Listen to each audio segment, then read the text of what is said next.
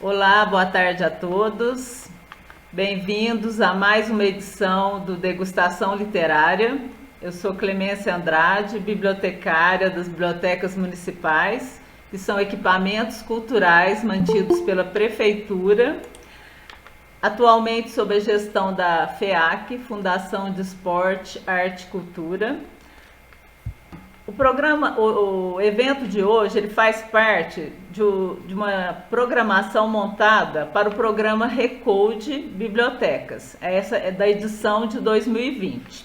Nós começamos essa parceria o ano passado com a Recode e ela possibilitou que durante o ano de 2020, em que as bibliotecas municipais estiveram fechadas devido à pandemia, nós pudemos disponibilizar alguns cursos online de tecnologia e atualmente, inclusive, uma biblioteca digital, que é uma parceria da Recode com a Toca Livros. Quem se interessar em conhecer, acesse as nossas redes sociais pelo Facebook e Instagram. Nosso cardápio hoje, gente, ele está muito saboroso, viu? Está uma verdadeira delícia. Inicialmente, nós teremos um petisco musical de entrada pelo nosso convidado Guilherme Palma, que é nascido em São Paulo. Guilherme Palma é filho de mãe e pai francanos. É engenheiro químico pela UFSCar, é também poeta e compositor. Tem grande apreço pela literatura e arte provenientes de Minas Gerais, terra natal de João Guimarães Rosa. Por isso, optou por apresentar canções de dois exemplares mineiros, Milton Nascimento e Lô Borges. Em seguida, passaremos ao nosso prato principal, que será apresentado pela nossa parceira Maria Luísa Salomão, escritora, psicanalista, mediadora de leitura no Degustação Literária desde 2015. Ela nos brindará com leituras e comentários da obra de João Guimarães Rosa. E finalizaremos com nossa sobremesa musical, com Guilherme Palma, que fará a apresentação da nossa primeira degustação. O Guilherme Palma já entrou, Guilherme? Estão me ouvindo? Sim. Tem microfone ligado, acho que precisa desligar. A minha auxiliar aqui, a Cléo, minha filha, vai estar desligando os microfones agora no início do evento, viu, pessoal? Guilherme Palma, com você, bem-vindo.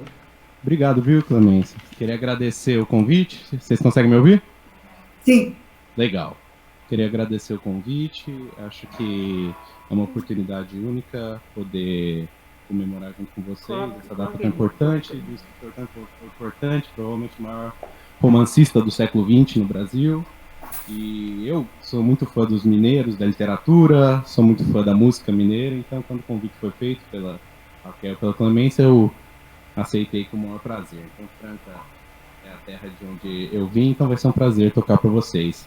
Apesar da distância, das dificuldades, eu vou tentar aqui fazer o melhor que a gente consegue aqui pelo Google Meet. Então, vou tocar duas músicas. Agora eu vou tocar uma música que chama Quem Sabe Isso Quer Dizer Amor, que foi composta pelos irmãos Borges, Lô Borges e Márcio Borges, muito conhecida na voz do Milton Nascimento. Então, vou tocar aqui para vocês.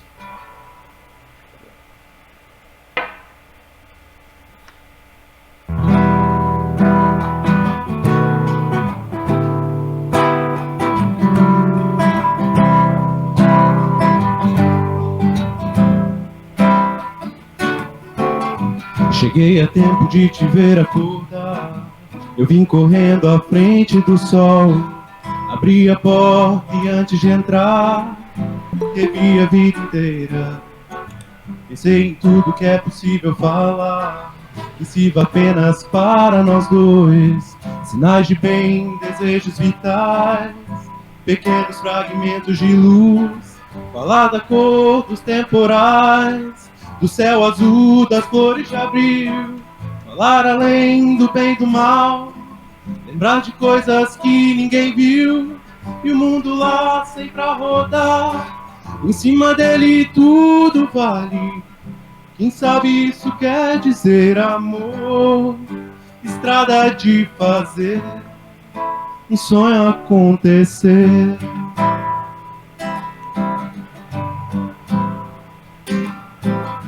Pensei no tempo e era tempo demais. Você olhou sorrindo pra mim, me acenou um beijo de paz, virou minha cabeça. Eu simplesmente não consigo parar. Lá fora o dia já clareou, mas se você quiser transformar um ribeirão em braço de mar, você vai ter que encontrar aonde nasce a fonte do ser e perceber meu coração bater mais forte só por você, e o mundo lá sempre a rodar, em cima dele tudo vale. Quem sabe isso quer dizer amor, estrada de fazer um sonho acontecer. Laraia, laraia, laraia, laraia, laraia, laraia, laraia, laraia, estrada de fazer um sonho acontecer.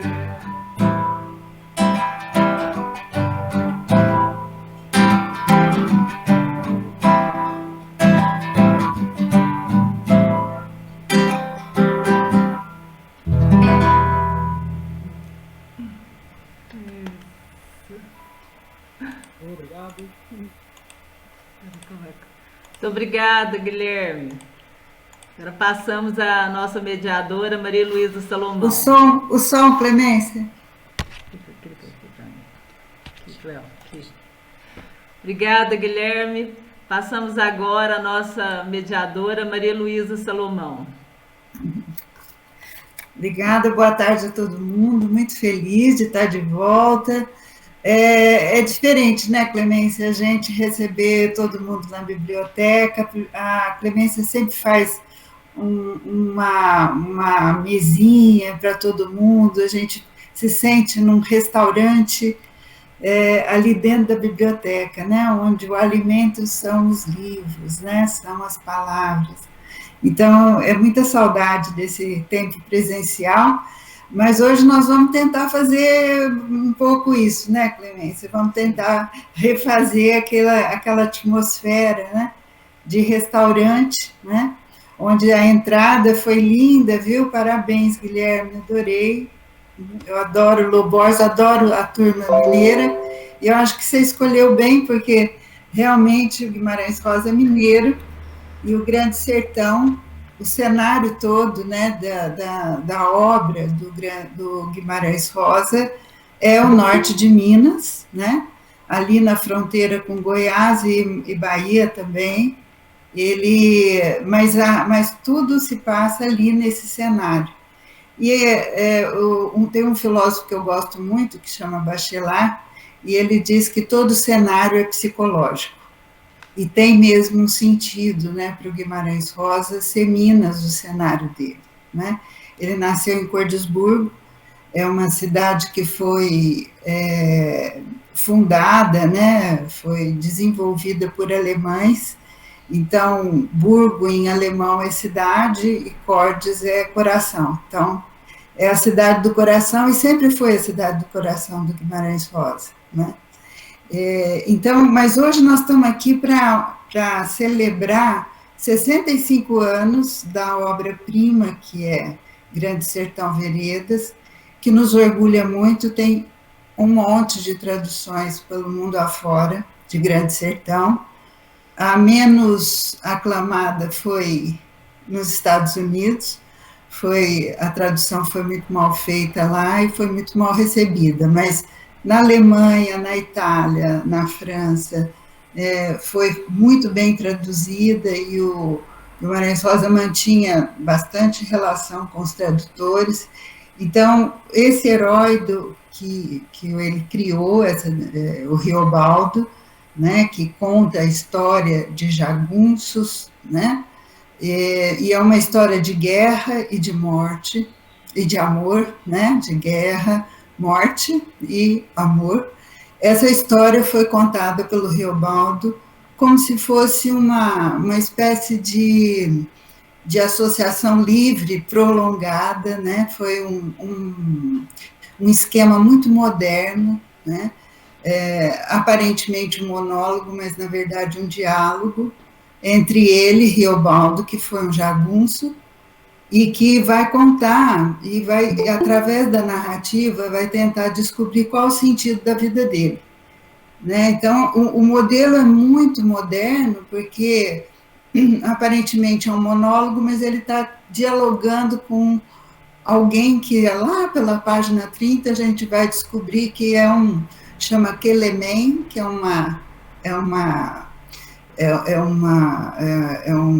esse Quelemem pode ser Clemente, né? Viu, Clemência? Então, na verdade, um ouvido clemente que está ouvindo Riobaldo e vai ficar ouvindo por 3 dias ele contando toda a história dele, onde tem um amor que ele chama neblinado, que é a de Adorim, e que só no final do romance ele descobre que não era jagunço, né? Não era um homem, e ele sofre durante todo o percurso do livro, achando que estava apaixonado por um homem, e na verdade era uma mulher.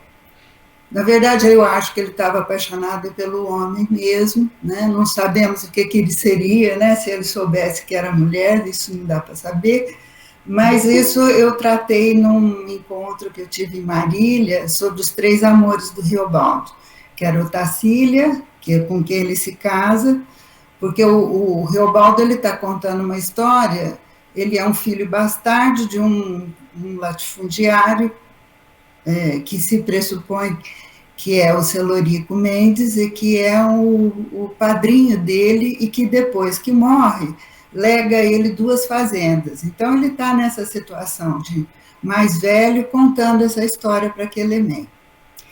Mas hoje eu vou trazer um trecho, né, que fala mais sobre a guerra, né? Sobre a guerra dos jagunços, o que é essa jagunçagem, o que é, na verdade, tornar-se jagunço para essa obra-prima, né, que é o Grande Sertão Veredas. Eu não me canso de ler e reler o Guimarães Rosa, inclusive eu não esgoto a obra dele de tanto que eu leio e releio as mesmas coisas, né? Mas o que eu trouxe uma reflexão que eu quero fazer rapidinho, porque aqui nós temos um tempo muito curto, né? O espaço é bem condensado aqui, né? Online, nós vamos ter só essa 1 hora, né? Para poder conversar, então eu não vou me estender muito sobre a biografia do Guimarães Rosa, que valeria muito a pena. Mas eu vou dizer 3 coisas, né? A respeito dele, que ele mesmo é rosa por rosa. Numa entrevista que ele deu para um crítico literário alemão, que ele ficou muito amigo e gostando muito, porque ele entendeu, sendo alemão, ele entendeu o que era que o Guimarães Rosa estava querendo passar com o estado de ser sertanejo, né?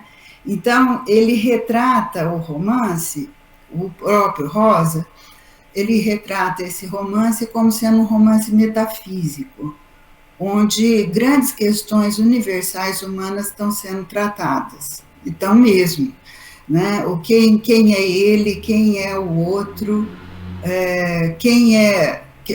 Deus existe ou não existe, o diabo existe ou não existe, né? Então, é um romance que ele diz, inclusive, que é autobiográfico, né? Porque todo o empenho do Rosa é tentar dar vida para as palavras. E, nesse sentido, ele diz que não é uma questão de cérebro, não é cerebral. Ele não gosta de ser comparado ao Joyce, por exemplo, que foi um grande escritor internacional, né, mundial, que muitas pessoas comparam, inclusive ele com Joyce, que escreveu Ulisses, né? Aquele livro de 1000 páginas que eu ainda hei de ler, mas ele diz que ele não tem nada a ver com Joyce, porque ele acha o Joyce cerebral. E ele mesmo diz que o escritor tem que ter um compromisso com o coração. Ele é um escritor que ele privilegia muito a intuição, né? E então ele ele vai falando um pouco o entrevistador dele foi muito hábil, porque o Rosa nunca gostou de publicidade, nunca gostou, sempre fugiu de fazer entrevistas, então essa entrevista é muito rara, vocês podem até achar na internet, é muito fácil, é só tentar colocar Guimarães Rosa, ele chama Lorenz, com Z no final, e é uma entrevista que vale muito a pena ler, e que ele fala ali nessa entrevista a escala de valores que ele tem e que ele acha que o escritor tem que ter, vamos dizer assim, tem que ser aquilo que escreve, né? Então, ele tem esse compromisso entre o conhecer e o ser. Então, ele diz assim, que ele foi médico, né? Ele chegou até a atuar na região de Barbacena, ali bem no interiorzão mesmo, de Minas, e como médico, ele diz que ele conheceu o valor místico do sofrimento, né? O sofrimento humano. Mas ele mesmo não aguentou muito, né? E passou tentou a diplomacia e se tornou diplomata muito novo, foi para Hamburgo como vice-cônsul, depois, perto da guerra, da Segunda Grande Guerra, ele esteve lá, salvou muitos judeus, ele e Araci, no seu segundo casamento, né, com Araci. Ele também conseguiu fazer muita coisa de importante, né, como diplomata. E ele dizia que o diplomata é aquele que conserta o que o político estraga, né? Então, ele tem uma visão muito interessante, né? Ele diz que o político, ele vê as pessoas apenas como uma vírgula numa conta, né? E ele tinha um interesse pelo homem, né? E, bom, ele diz também que ele é rebelde, né? E como Reobaldo. Reobaldo também é uma pessoa é um herói extremamente complexo, talvez o herói mais complexo que nós temos na nossa literatura brasileira, e está entre os heróis complexos da humanidade, do mundial mesmo. E ele diz que ele era rebelde, e como rebelde ele conheceu o valor da consciência. De realmente tentar encontrar consigo mesmo, porque essa é a travessia de Grande Sertão Veredas, ele encontrar Reobaldo, encontrar com Reobaldo, né? Por isso que um dos motes do sertão, ele fala várias vezes, né, sobre o que é o sertão está dentro da gente, ele diz, né? Então, como soldado, ele também teve como soldado na Guerra Civil, ele viu a proximidade com a morte. Então, a morte também o coloca em contato com o infinito. Porque o Rosa, nesse livro, ele fala das fronteiras que a gente tem que encontrar e como a alma se desdobra em questões infinitas, né? Morte, amor, né? O que é o próximo, o que é o seu mais próximo, como é difícil conviver com o mais próximo, né? E com toda essa situação também do que é ser homem, né? Amando outro homem, como que é isso, né? E ele tinha 3 amores, na verdade, né? Ele também adorava as prostitutas, ele achava as prostitutas mulheres importantíssimas na vida, bondosas, né, capazes de entender o que é uma necessidade do homem, e também, como ele também dizia, né, se auto-caracterizando, como uma pessoa que amava vacas, bois, né? E que ele tinha essa ligação, né? Muito grande com a natureza mesmo, né? E então, por exemplo, né, ele diz assim que ele aprendia tanto com os vaqueiros que quando ele tinha um problema muito grande na vida, ele não procurava os doutores, as pessoas intelectualizadas, né? Apesar dele ser super intelectualizado, né? Ele sabia muitos idiomas, estudou a gramática de muitas línguas, né? Mas ele trabalhava muito arduamente em cima do que escrevia, né? Esse livro mesmo levou 10 anos para ser escrito. E ele dizia que ele procurava um vaqueiro quando ele tinha um problema, né? De ordem mais profunda. Ele também era muito interessado em religiões, né? E o Reobaldo, por exemplo, diz que bebe de todo o rio. Então, ele era católico, Kardec, metodista, rezadeiras, ele falava, qualquer sombrinha me refresca, né? E então, o sertanejo, como ele descreve, ele se diz sertanejo, ele até chama o entrevistador de sertanejo também, o alemão que o entrevistou, que ele diz que o sertanejo é do tipo especulativo, ele quer explicar diariamente todos os segredos do mundo, né? A gente fala, né, que o sertanejo matuto, né? O matuto, que matuta, né? Que fica sempre ali às voltas de questões matutando. Me lembra muito meu pai, sabe? Meu irmão está aqui. Me lembra muito meu pai. Meu pai, quando ele lia muito, meu pai fez até o 4º ano primário, mas ele lia demais. Então, ele tinha coleções de detetives, e era muito interessante ver como que ele lia. Ele parava, às vezes, bem na hora que ia descobrir o assassino e ficava matutando, dias matutando aquilo, né? Eu lembro também que quando... Ele era um contador de história fabuloso, meu pai. E ele ia contar as historinhas para os netos, né? E eu enfiava na cama de baixo para escutar as historinhas, né? Porque eram histórias que eu hoje me arrependo de não ter escrito, né? Porque era uma coisa tão bonita ver ele inventando histórias naquele momento, olhando para os netos e tentando captar a atenção deles, usando um pouco da vivência deles, né? Para poder montar as histórias. Era uma beleza. Então, e meu pai era um sertanejo. Né? E eu gosto dessa ideia de sertanejo do Guimarães Rosa, né?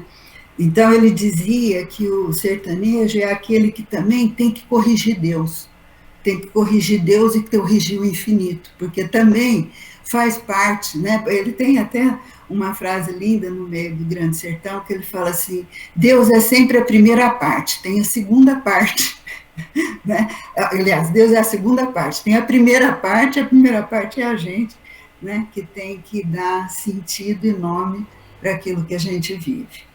Então, apesar de todo o estudo, o Guimarães Rosa faz um contraponto com esse intelectualismo, né? Que muitas vezes deixa a gente longe da vida, longe do coração da vida, né? Então, o homem não é mesmo só cérebro, e ele diz o seguinte, a lógica é a força com a qual o homem algum dia haverá de se matar. Ele diz uma coisa que eu acho linda, ele fala, o amor é ilógico, mas cada crime é cometido segundo leis da lógica. Se a gente parar para pensar, gente, isso tem uma sabedoria infinita. E eu não quero falar mais sobre isso, porque senão eu não vou ter muito tempo para ler o que eu acho que é mais importante para a gente homenagear um autor, é ler a obra dele, né? Então eu quero ter esse espaço para ler para vocês um trecho do Grande Sertão. Eu escolhi esse trecho a dedo, é um trecho que eu gosto muito e que pode permitir também muita reflexão. Eu espero que vocês possam depois comentar também junto comigo, né? Sobre, era como a gente fazia, né, Clemência? Eu terminava de ler, né, uma parte um trecho, né, da obra que eu sempre trouxe, né, na degustação literária, sempre um autor da língua portuguesa brasileira. Por quê? Porque o Rosa mesmo dizia que a nossa língua é muito mais rica que a portuguesa, né? Por quê? Porque nós temos contribuições étnicas importantíssimas dos indígenas, nós temos contribuições dos negros, nós temos contribuições dos imigrantes que aqui chegaram, né? E nossa língua é muito enriquecida. Né? E ele fazia questão de mostrar esse enriquecimento da língua. Então, muita gente acha difícil ler o Grande Sertão, não passa das primeiras 3 dezenas de páginas, né? Mas eu digo para vocês, leiam, porque é pura poesia, e ler alto, então, é o jeito melhor de ler Grande Sertão Veredas, para a gente poder encontrar esse ritmo, essa cadência, essa musicalidade que é própria da nossa língua, né? Então ele tinha muito amor pela língua portuguesa brasileira, né? E eu também, e é por isso que lá na degustação, e aqui, né, hoje, na 36ª, eu sempre trago um autor da língua portuguesa brasileira, que inclui os africanos, né, inclui o português de Portugal e inclui nós, né, os autores nacionais que têm uma vasta literatura e muito rica literatura, né. Então, assim, só para situar o contexto do trecho que eu vou falar da luta que é a luta dos jagunços e a jagunçagem dentro de Grande Sertão Veredas, né. Todinha a obra é feita de ambiguidades, como o próprio Reobaldo, ele às vezes se diz jagunço, às vezes ele não é jagunço, né? Ele descobre logo no começo, a gente vai descobrindo lá no meio do livro, que o que despertou ele para a jagunçagem foi um poeta cantando uma toada, né? A canção de Ciruís. Essa canção de Ciruís percorre toda a obra, né? Ele vai falando dessa canção de Ciruís. E essa canção de Ciruís, esse poeta, né? Eu acho que ali ele descobre que toda a vocação dele era ser poeta. E ele acaba entrando na guerra, né? Na jagunçagem, muito levado pela Diadorim, né? E pelo amor por Diadorim, né? Então, o Rosa criou esse herói, que é um herói de poesia, né? Então, até outro dia desse que eu estava lendo, eu leio muita coisa, né? Da fortuna crítica dele é imensa, imensa, imensa. Então, eu estava lendo outro dia desse que uma pessoa falou que o Riobaldo, né? Que alguns entendem que é rio, né? Que tem o rio, que é... Ele fala muito do rio Urucuia, que não deságua no mar, né? Então, portanto, muito complexo, né? Porque ele está sempre... Um rio que não deságua no mar, ele tem também muitos caminhos, né? Como as veredas, né? Aí do Grande Sertão. E baldo, que é frustrado, né? Seria baldo, o significado é frustrado. Então, mas eu vi outro dia desse uma que eu adorei, que no interior a gente falaria Riobardo, né? Não falaria Riobaldo, né? Como o português enrolando a língua lá para o alto, né? Riobaldo, né? Não, a gente fala Riobardo, né? E bardo é poeta, né? Então, eu achei muito interessante essa interpretação, né, do nome do Riobaldo, né? Bom, então, esse herói, Riobaldo, é semelhante a um cavaleiro medieval, né? Então, ele vai criando esse mito do jagunço, né? Então, o jagunço, ao mesmo tempo, ele é um malfeitor, né? Essa é a ambiguidade da coisa, né? Ao mesmo tempo, ele é malfeitor porque mata, rouba, tortura, né? Tem o bando dos Hermógenes, né? Que é o bando que acaba sendo os inimigos do bando do Riobaldo e da Diodorim, né? E tem o jagunço benfeitor. Quem é o jagunço benfeitor? É um soldado que luta, saqueia, pilha, né, às vezes cobrando imposto dos latifundiários, né, mas tipo Robin Hood. E eles também vão distribuir para quem é mais pobre. E também são os que mantêm a ordem. Então, os que vão contra essa destrutividade dos outros bandos de jagunços. Então, é uma oscilação constante dentro da obra, né, do Grande Sertão, essa crença no jagunço. E esse permeio de luta de se o demônio existe, onde é que existe esse demônio, né? Então, tem uma frase que é extremamente enigmática, né? Como o próprio Grande Sertão, o Grande Sertão pode ser lido como um grande enigma, né? Metafísico, né?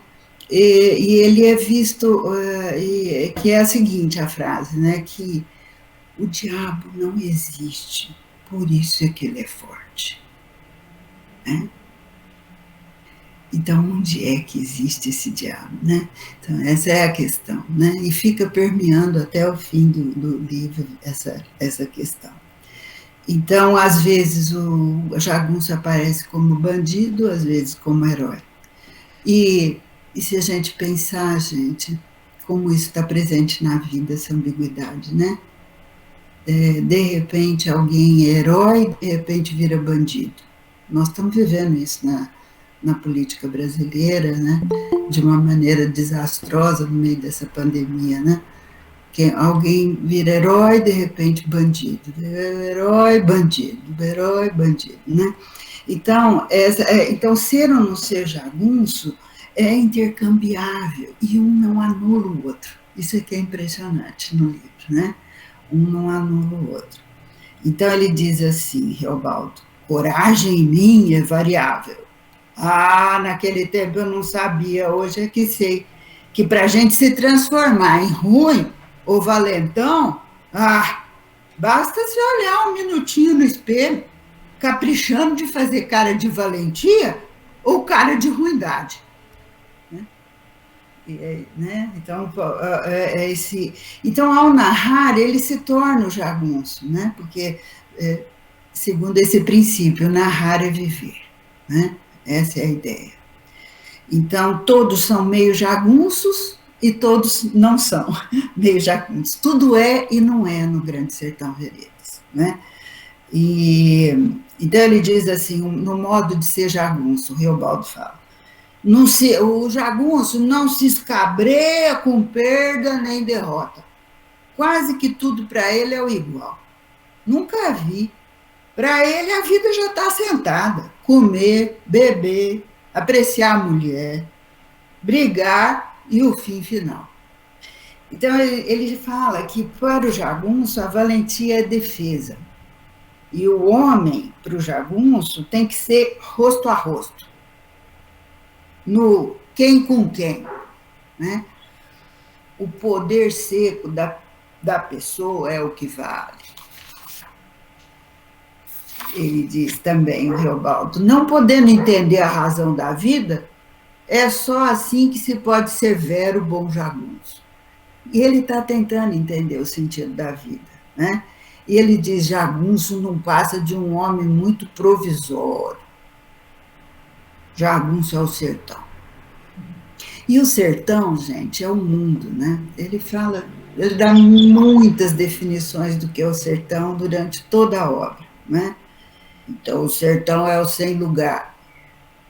Sertão, o senhor querendo procurar, nunca não encontra. De repente, quando a gente não espera, o sertão vem. Muito custoso de explicar. Então, o sertão é onde manda quem é forte, com as astúcias. Deus mesmo, quando vier, que vem armado. E o chefe dos jagunços é semelhante a Deus, né? Então, o jagunço passa a ser quase um peão mesmo, ali na mão do jagunço, né? Bom, então, com isso, eu vou passar para um trecho, porque eu quero sobrar um pedaço aí de tempo para a gente conversar, né? Porque ainda tem uma sobremesa da música do Guilherme, né? Para a gente ouvir. Mas então eu vou. Esse trechinho dura 15 minutos, tá? Eu já ensaiei, então nós vamos. Vocês me dão um tento aí de atenção, certo? Um ponto aí que eu vou começar, então, a trazer esse trecho. O que acontece, que está acontecendo aqui nesse trecho é o seguinte: os Hermógenes chegaram. O Hermógenes matou o pai de Adorim, que na jagunçagem o nome dele era Reinaldo, né? E ele ficou muito bravo de Adorim, queria matar esses Hermógenes de qualquer jeito. E o apaixonado Reobaldo por de Adorim segue, né, e entra nesse bando, acaba se tornando até chefe. Nesse momento, ele não é o chefe dos jagunços. Quem é o chefe dos jagunços é o Zé Bebelo, que ele está muito desconfiado, porque o Zé Bebelo quer ser político, deputado, e ele quer resolver todos os problemas do Brasil e do sertão. E o Reobaldo, como era muito desconfiado, né, ele tem até aquela frase, né, eu não sei muita coisa, mas eu desconfio de muita coisa. Eu não sei muito, mas eu desconfio de muita coisa, né? E ele fala também, desconfiar é ser sábio, né, o Reobaldo. Então, ele desconfiava muito do Zé Bebelo, ele não estava botando muita fé, apesar de admirar o Zé Bebelo em muitas coisas, né? Ele também descreve vários jagunços que são gente boa e outros jagunços não, que são mais... O Hermógenes, ele não gostou desde o primeiro momento que ele viu o Hermógenes. E aí o Hermógenes era do bando do pai de Adorim, né? O Joca Ramiro. Então, era o bando do Joca Ramiro, o Hermógenes fazia parte, e o Hermógenes matou o Joca Ramiro. Matou o Joca Ramiro e fez outro bando. Então, eles estão cercados pelos Hermógenes numa casa, né? E eles estão arranjados todos lá, e está o maior tiroteio da paróquia, uma guerra mesmo, né? O Reobaldo era tão bom no tiro que tinha um apelido de Tatarana nessa hora aqui, né? De tão bom que ele era para atirar. Depois, quando ele vira o chefe dos jagunços, ele vai chamar Urutu Branco, que é, se vocês podem ver lá no Google, é uma cobra lindíssima, né? E nesse momento, então, eles estão cercados. Então, aquele maior tiroteio, certo? Ah, que estão matando os cavalos! Ah, e era. Aí, lá cheio, o curralão com a boa animalada nossa, os pobres do cavalo ali presos, estão sadios todos, que não tinham culpa de nada, e eles, cães, aqueles, sem temor de Deus nem justiça de coração, se viravam para judiar, estragar o rasgado da alma da gente, no vivo dos cavalos, à torta e à direita, fazendo fogo. Ânsia ver aquilo, alto e baixo, entendendo sem saber que era o destapar do demônio, os cavalos desesperados em roda, saculejados, esgalopeando, uns saltavam erguidos em chaça, as mãos cascantes, se deitando uns nos outros, retombados no enrolar, no rolo, que reboldeou, batendo com uma porção de cabeças no ar, os pescoços e as crinas sacudidas, esticada, espinhosa. Eles eram só umas curvas retorcidas, consoante o agar do rincho fino e curtinho de raiva, rinchado, e o relincho de medo, curto também, o grave e rouco, como urro de onça, soprado das ventas todas abertas, curro que giraram, trompando nas cercas, escociantes, no esparrame, no desembesto. Naquilo tudo a gente viu um não haver de doidas asas. Tiravam poeira de qualquer pedra, iam caindo, achatavam no chão, abrindo as mãos, só os queixos, os topetes para cima, numa tremura, iam caindo. Iam caindo.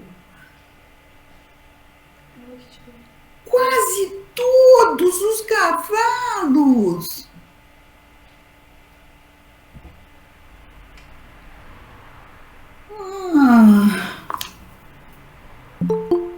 Inchavam de dor. Os de tardar no morrer. O que era um gemido alto, roncado de uns, como se estivessem quase falando, de outros unido estrito nos dentes, ou saído com custo, aquele rincho não respirava, o bicho largando as forças, vinha de aperto, de sufocado, os mais malditos, os desgraçados. O Fafava chorava, João Vaqueiro chorava, como a gente toda tirava lágrimas. Não se podia ter mão naquela malvadez, não havia remédio. Atala eles, os Hermógenes, matavam conforme queriam, a matança por arruinar, atirava até no gado alheio, nos bois e vacas, tão mansos que desde o começo tinham querido vir por se proteger mais perto da casa, onde se via os animais iam amontoando, mal morridos, os nossos cavalos. Agora começavam a tremer, onde olhar e ouvir a coisa inventada mais triste e terrível, por no escasso do tempo não caber. A cerca era alta, eles não tiveram fuga. Só um cavalão claro, que era o de mão de lixa, e se chamava Safirento, se aprumou nas alças, ficou suspenso, cochilasse debruçado na régua, que nem que sendo pesado em balança, um ponto, as nádegas ancas mostrava para cá, grossas carnes, depois tombou para fora, se afundou para lá, nem a gente podia ver como é que terminava. A pura maldade. A gente jurava vingança. E aí não se divulgava mais cavalo correndo, todos tinham sido destruídos, distribuídos, derrubados. Aquilo pedia que Deus mesmo viesse carnal, em seus avessos, os olhos formados. Nós rogávamos as pragas. Mas a fé nem vê a desordem ao redor. Acho que Deus não quer consertar nada, a não ser pelo completo trato. Deus é uma plantação. A gente e as areias. Aturado que se pegou a ouvir eram aqueles assombrados rinchos de corposo sofrimento, aquele rinchado medonho dos cavalos em meia morte, que era a espada da aflição, e carecia de alguém ir para com pontaria caridosa em um a um, com a dramada deles acabar, apagar o centro daquela dor. Mas não podiam. O senhor escutar e saber, os cavalos em sangue e espuma vermelha, esbarrando uns nos outros para morrer e não morrer, e o rinchar era um choro alargado, despregado, uma voz deles que levantava os coros, mesmo uma voz de coisas de gente. Os cavalos estavam sofrendo com urgência, eles não entendiam a dor também. Antes eles estavam perguntando por piedade.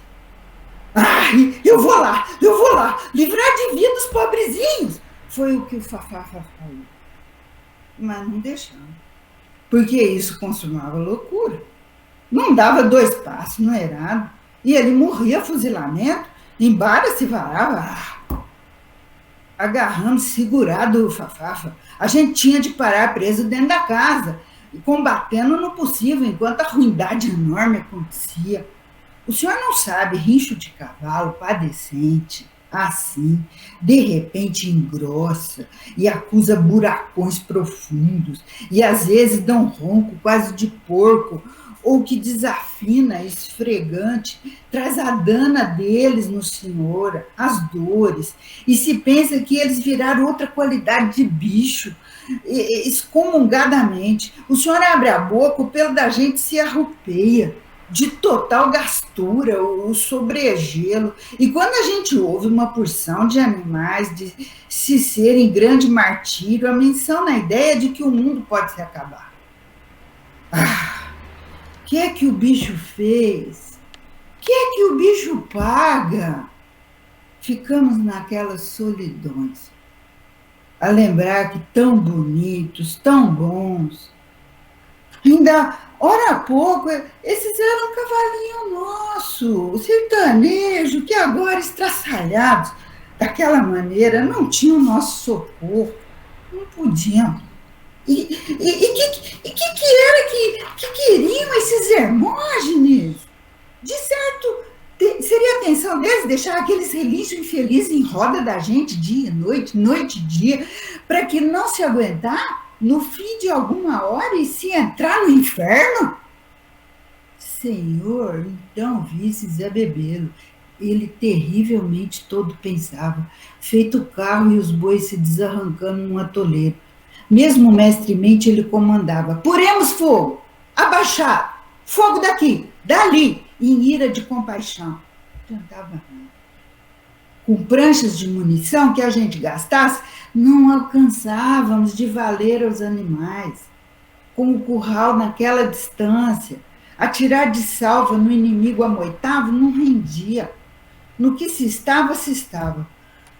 O despoder da gente, o duro do dia. Pois então, me subi para fora do real. Rezei. Sabe o senhor como rezei? Assim foi, que Deus era fortíssimo e exato, mas só na segunda parte. E que eu esperava, como até as pedras esperam. Faz mal, não faz mal. Não tem cavalo rinchando nenhum. Não são os cavalos todos que estão rinchando. Quem está rinchando, desgraçado, é o Hermógenes. Nas peles de dentro, no sombrio do corpo, no arranhar dos órgãos. Como um dia vai ser por meu conforme. Assim, de hoje em dia, ou doravante, sempre temos de ser ele, o Hermógenes, meu de morte. Eu, militão. Ele, guerreiro.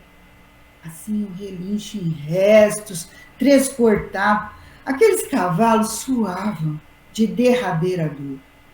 Agarrávamos o fafafa, segurado, disse o senhor, mas mais de repente o Marroaz disse, bom, vigia, olha lá.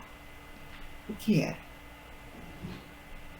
Que eles, quem havia de não crer, que eles mesmos agora estavam atirando por misericórdia nos cavalos sobreferidos para deles dar paz ao que estavam.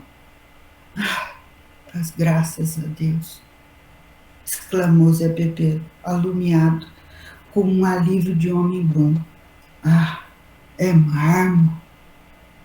O Alaripe exclamou também, mas o Fafafa nem nada não disse. Não conseguiu. O quanto pôde se assentou no chão, com as duas mãos apertando os lados da cara e cheio chorou, feito criança, com todo o nosso respeito, com a valentia. Ele agora se chorar. Aí então se esperou. Durado de um certo tempo, descansamos rifles, nem um tirozinho não se deu, o intervalo para deixar a eles folga de matarem, em definitivo, nossos pobres cavalos. Mesmo quando o arraso do último rincho no ar se desfez de vez, a gente ainda se estarrecia quieto, um tempo grande, mais prazo, até que o som e o silêncio e a lembrança daquele sofrer pudesse se enralecer, ir embora, para algum longe. Daí depois, tudo recomeçou de novo, e mais bravo. E nisso que conta o Senhor, se vê o sertão do mundo, que Deus existe sim, devagarinho, depressa. Ele existe, mas quase só por intermédio da ação das pessoas, de bons e maus. Coisas imensas do mundo. O grande sertão é forte arma. Deus é um gatilho. Mas conto menos do que foi. A meio, por em dobro não contar. Assim seja que o Senhor uma ideia se faça. Altas misérias nossas. Mesmo eu, que o Senhor já viu, reviro retentiva com espelho sem dobro de lumes, e tudo graúdo e miúdo guardo, mesmo eu não acerto no descrever o que se passou assim. Passamos, cercados, guerreantes, dentro da casa dos tucanos, pelas balas dos capangas dos hermógenes, por causa, vá de retro, nanjo os dias e as noites, não recordo, digo 6 e acho que minto. Se der por os 5 ou os 4, não minto mais. Só foi um tempo, só que alargou demora de anos. Às vezes achei, ou às vezes também, por diversos sentidos, acho que se perpassou no zul de um minuto. Mito. Briga de beija-flor. Agora que mais idoso me vejo, e quanto mais remoto aquilo reside, a lembrança demuda de valor, se transforma, se compõe em uma espécie de decorrido formoso. Conseguiu pensar direito. Eu penso como um rio tanto anda, que as árvores das beiradas mal nem vejo. Quem me entende? O que eu queira. Os fatos passados obedecem a gente. Os em vir também. Só o poder do presente é que é furiável? Não. Esse obedece igual. E é o que é. Isto já aprendi. A bobeia?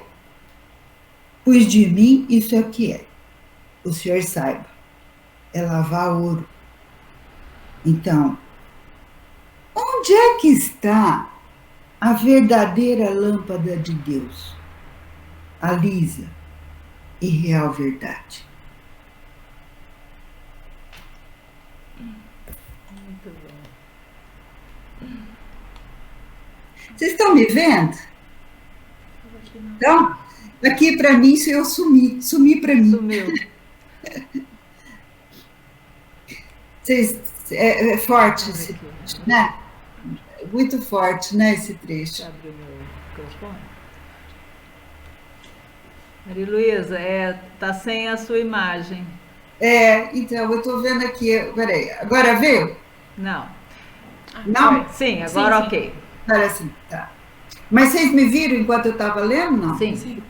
Tá.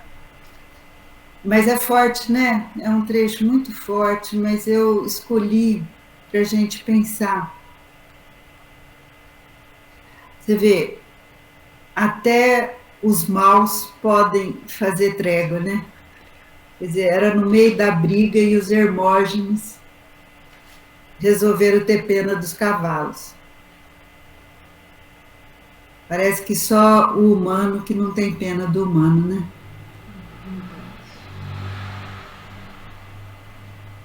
Dá para a gente conversar um pouquinho? Não, infelizmente não, Maria Luísa, que a gente já está com o nosso tempo bem curtinho, já restando mesmo o tempo só da sobremesa agora com o Guilherme de Palma. Então, eu quero deixar com vocês esse texto, porque tem muitos outros causos e anedotas e provérbios dentro do Grande Sertão. Tem muita sabedoria, camadas de sabedoria, né, no Grande Sertão. Mas eu quis pegar esse, porque isso também faz parte dessas questões metafísicas do Reobaldo, né? Deus existe, o diabo existe, né? Quem é o diabo? Onde está o diabo dentro de nós, né? e como é que se forma a bondade e a maldade. Eu espero que vocês tenham aproveitado, não sei o que vocês acharam, né? Foi excelente, Maria Luísa, excelente. Mas fica aí como uma reflexão para o nosso momento atual, histórico, né? Que a condição humana parece que leva sempre a gente a ficar dividido em dois bandos. Isso é muito triste, muito destrutivo para todos nós, enquanto humanos, né? É isso aí. Agora vamos chamar novamente, né, o Guilherme Palma, nosso convidado, com a sua sobremesa musical. Pô, que delícia que é ouvir a Maria Luísa narrando, né? Ela entra na personagem e a obra do Guimarães Rosa, Grande Sertão Veredas, é tão complexo se a gente for pensar no vocabulário, né? É um vocabulário que ele vai alternando entre o vocabulário jagunço e de repente o vocabulário muito mais culto, né? Porque Guimarães Rosa era muito culto, então conseguia transitar muito bem, então foi uma delícia. Uma pena a gente não ter tempo de discutir um pouco mais, falar junto, mas são essas coisas da distância, né? Infelizmente a gente tem que conviver. Mas a segunda música que eu preparei, uma música difícil, mas eu falei, eu preciso pelo menos tentar, é Travessia, do Milton Nascimento. Travessia que foi inspirada no Grande Sertão. Muito, que lindo. Então, que também projetou o Milton no cenário nacional, internacional. Então eu vou fazer o meu melhor aqui para interpretar o Milton Nascimento, que é um artista difícil de tocar, mas vamos que vamos. Parabéns, parabéns pela escolha. Obrigado, gente. Parabéns pelo evento. Conseguem ouvir? Legal.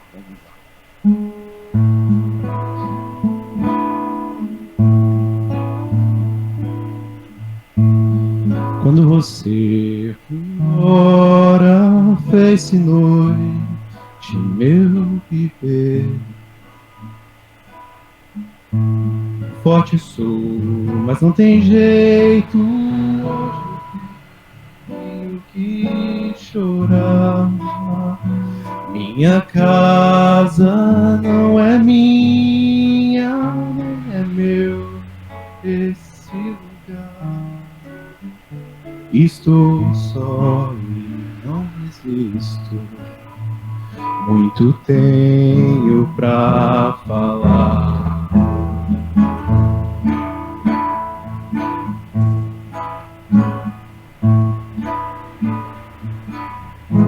Solto a voz nas estradas, já não quero parar. Meu caminho é de pedra, como posso sonhar? Sonho feito de brisa, vento vem terminar.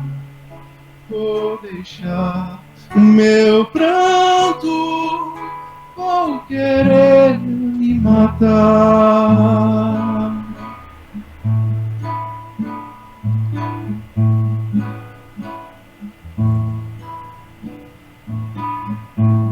Vou seguindo pela vida, esquecendo de você.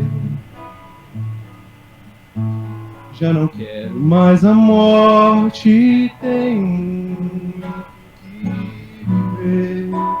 Eu vou querer amar de novo, se não der, não vou sofrer. Já no sonho, hoje faço o meu braço, meu querer.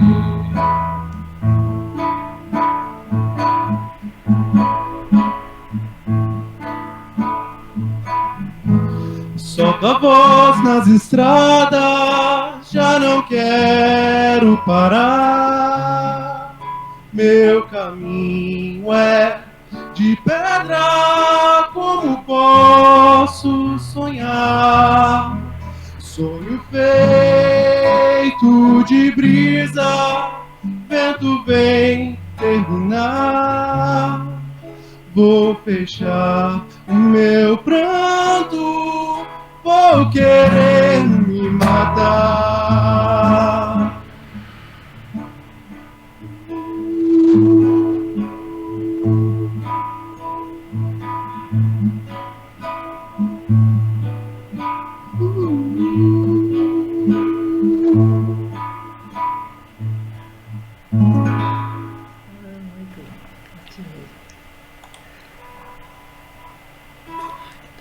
Perfeito, muito bom, Guilherme, agradeço. Agradeço a todos que estiveram presentes conosco nesse evento. Agradeço a Maria Luísa, Salomão, muito obrigado, parceria de sempre. Fiquem todos com Deus e um bom final de domingo a todos.